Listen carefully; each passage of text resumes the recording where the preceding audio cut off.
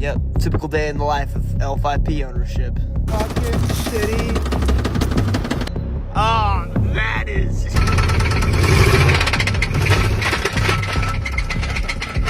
More and more Americans are starting to steer clear of expensive new trucks. And the reasons for this are simply astonishing. Before we get started, don't forget to like the video and subscribe to the channel.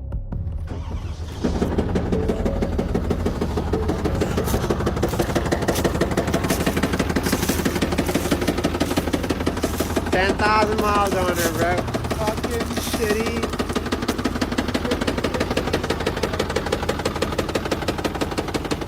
2024 with 10,000 miles, and this is what she sounds like.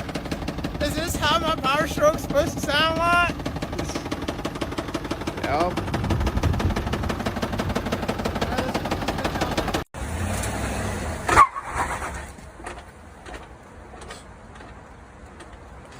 And look, and it's still in drive. It's still in drive. I can't do nothing. Look, it's in drive.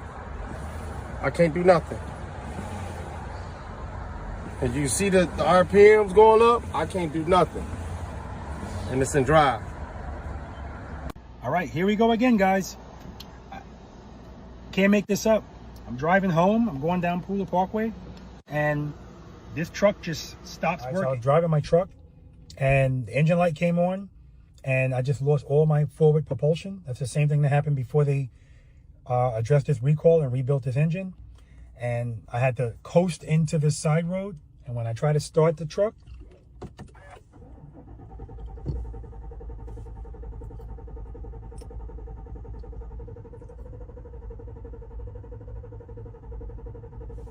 nothing's lit up. It's just, I don't know what's happening. Everything only lights up when I press the button again. But if I try to start it, everything shuts off. This is the same thing that was happening before. Same thing it did before. The propulsion just stops. Everything is on the dashboard. But all the propulsion, all the forward propulsion of the engine stops. And it comes on the screen saying, start vehicle. So I coast into where I am now. Luckily, I'm like pretty much right around the corner from my house. I'm right over here by Lowe's. That's where I coasted the vehicle and trying to start it, and it's just cycling. And then it speeds up the cycling. But while it's doing that, nothing's on the dashboard. And when I try to stop, when I stop that, then everything comes on the dashboard, but I have no power to move the vehicle. It won't start. So waiting for a tow truck now. We'll see what happens. So guys, this is a $95,000 truck. Am I really gonna feel confident? Because I drive this truck all over the place, right? Am I really gonna feel confident taking this truck anywhere? Last time it broke down, I was in South Carolina. Yeah, no, I was in South Carolina, 3-4 hours away. Now I'm 2 minutes away from my house, but I still have to be inconvenienced. Truck has to be towed, and then it's a waiting process of let's see what's wrong now and how long it's gonna take. And I need this truck for what I do. So I'll keep you guys posted, but GMC, Chevrolet, you got to get your shit together. I'm not even gonna lie, guys. Chevy, do better. This truck has 600 miles on it. Judging by looking underneath here, you would think it has 200,000. Wow. 600 miles on this 2500 ZR2. And half the truck's rusted. Well, I'm one of them. 2022 GMC AT4X, the baddest truck that GMC is supposed to make. It burns 3.5 quarts of oil in between oil changes. Also, had a recall on the grill. Mine flew off in Kansas during turkey season. I mean, I've been a GM guy for a long time. I've got a 2006 Chevy, 3/4 ton Duramax, got 267,000 on it. I drive it. across the country today. Brand new GMC Acadia sitting there. This is my wife's. But then tonight, I'm driving out the road. I'll show you a picture of my truck. 42,000 miles. Look at that. But this, I don't know. What are you doing, GMC? What are you guys building us now? Like, for the first time in a long time, I've thought about switching. I don't know. Going out here to start my truck. Hit the unlock button 2 times. Unlock the doors. Open the doors up. Running boards don't work. Nothing on the dash is coming on. Go ahead and climb in. Put my foot on the brake. Hit the button once.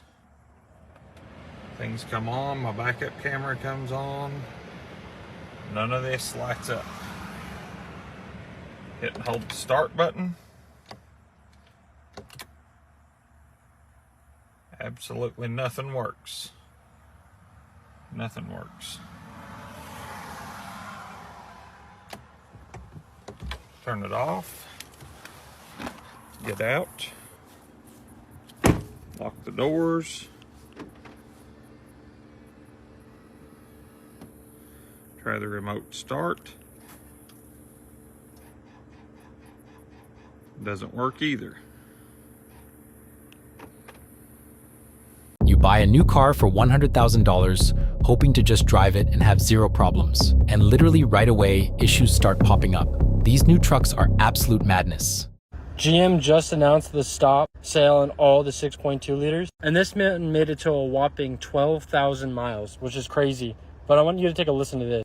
You can very slightly hear it knocking just at the bottom end. I wish I had a better microphone to put all the way in there. But when I say you need to run from the 6.2 liter, I tell you, you need to run. I am a huge GM fan. I've already owned 3 new Silverados on this platform generation of GM products, but I cannot recommend these things to anyone. 12,000 miles, and look at the plastic already.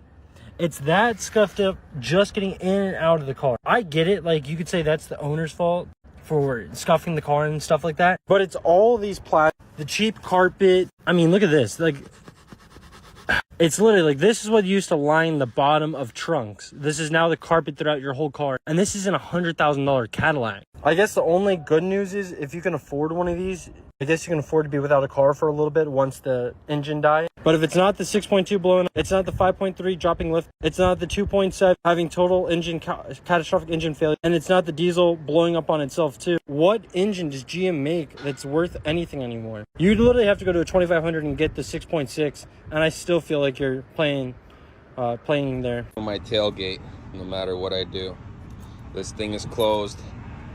Keep pressing it. On here it won't open. Over here, that won't open it. Nothing opens it. Whenever it rains outside and truck gets wet, that's what happens. And the light starts flashing. I'm trying to get some stuff in the back of here, and this is ruining my day here. What a piece of shit truck. Absolutely pathetic what you pay for these vehicles, and then you get this doesn't work. Brand new truck. You have some weird sound coming from the radio. Blinker, can't even hear it. Just pathetic what you pay for these trucks, and then have to deal with issues like this with a brand new truck. Come on, GMC, do better. Now I've got a bigger problem. It won't even shift.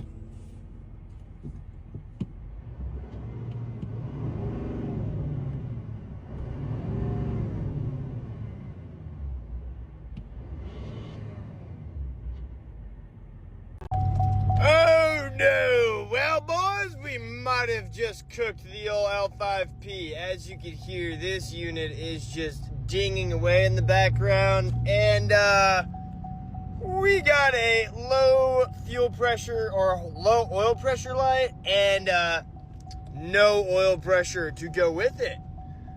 So we're going to pull over and assess the damages. Oh shit. Honestly, at this point, I'm not even surprised.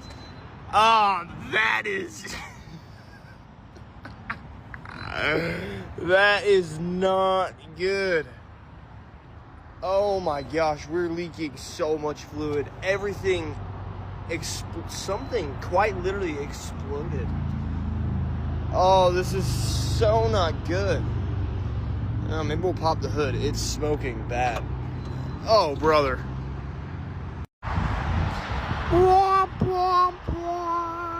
Yep, typical day in the life of L5P ownership. Ask me about my mental state. Man, since when are trucks $100 and some thousand dollars? $104,000 MSRP for that thing.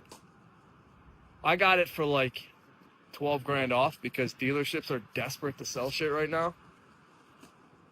But $100,000 for a truck. That is absolutely insane. And I'm going to get rid of this truck. I'm done with it. I don't want new trucks anymore. I'm going to buy used stuff. It's already lost its value. There's no benefit to this. No benefit whatsoever. And by buying these things, all you're doing is feeding into the bullshit that these car manufacturers, these car dealerships are trying to pull to just take money out of your pocket, drive you further in debt, and absolutely cripple you as a person financially. Like, nobody can buy nor should they, even if they can, buy $100,000 truck, and I absolutely regret it, and I'm getting rid of it. I'm done with it. It's stupid. It's absolutely stupid.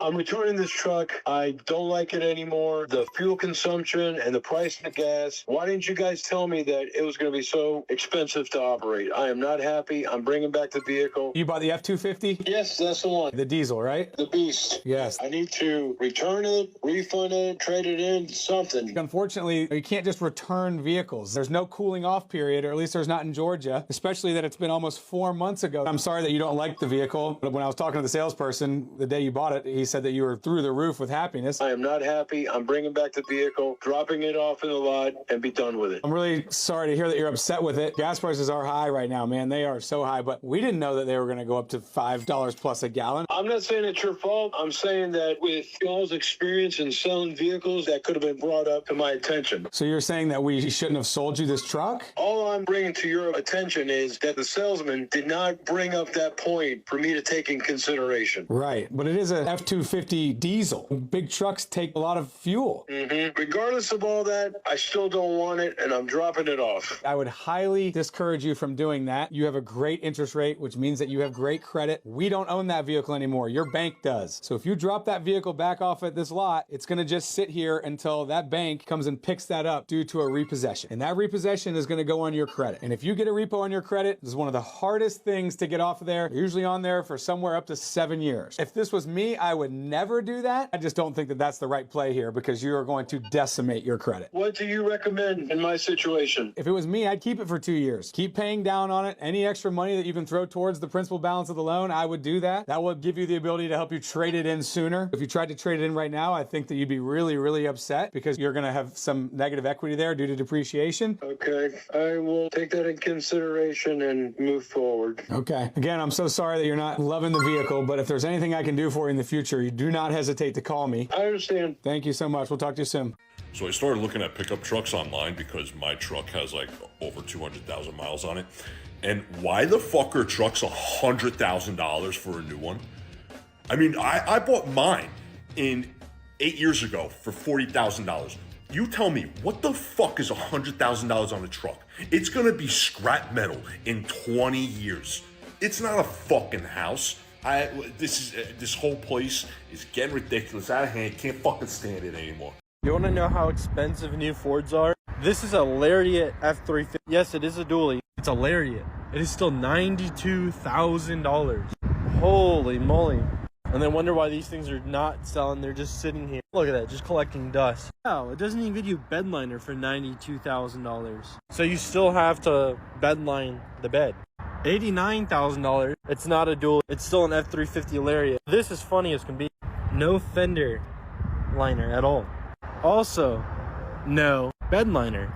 $90,000, and you're missing like little features should make it a $90,000 truck. You're now at the point where I think you're better off buying a used truck and just fixing it. Go buy a 2002 7.3 Power Stroke and you can restore it. Now you have $90,000 to play with, because that's how much a new truck is going to cost you to get into. And guess what? This isn't going to be as reliable as a 7.3. That's just wicked. And you're just not even getting the little features that you should get, like the little luxury features that it should cost to make it almost $100,000. $92,000 for this? Well, that's really strange. Who do they think we are? All right, guys, so this fella here fell for what we essentially were talking about buying that $100,000 truck because they make it affordable. Now, I asked him what his payments were, and he told me they were $1,362 a month. Now, he's got this big fancy $100,000 truck. Now, you can obviously see in his comment that it's regretted. Now, it's an 8-year loan, and he pays $1,362 a month. If you take $1,362 a month and do that for 8 years into the S&P 500, where it grows 10.8%, that's what it's been kind of on average since its inception. Now, keep in mind, the last 8 years, it would have been way bigger. It probably would have been 15%. But that money would be worth $202,000 8 years from the date. A $100,000 truck, 8 years old, with 250, 300,000 K on it maybe, is probably worth $25,000. That is a difference of $177,000. This is what I'm talking about, people. When it comes to financing these vehicles, you can have the fancy truck and pay for it over 8 years, and at the end of the day, it's worth 1/4 of what you paid for it, and realistically, that's what the sticker paid for it. By the time you get to the interest, it's probably worth 1/6 of what you ended up paying for that truck. And what you would have had if you committed to investing that money is $202,000. So now we're at like 1/8 of the value that it could have been by buying that truck to look fancy.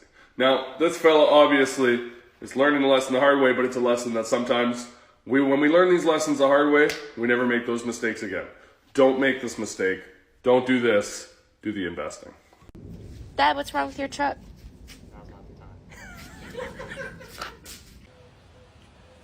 Okay, so show me. No, oh. Oh, Dad. I'm sorry. Hey guys, look at this beautiful 2024 GMC Denali, and you know what we're having to do? We're having to put oil in it between oil changes.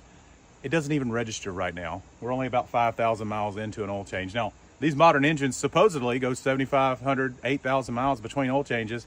The computer says she's got about 31% oil life remaining, but in reality, there is no oil on this dipstick, and the oil light is on, and I've got to add oil in between oil changes. I will never buy another GMC.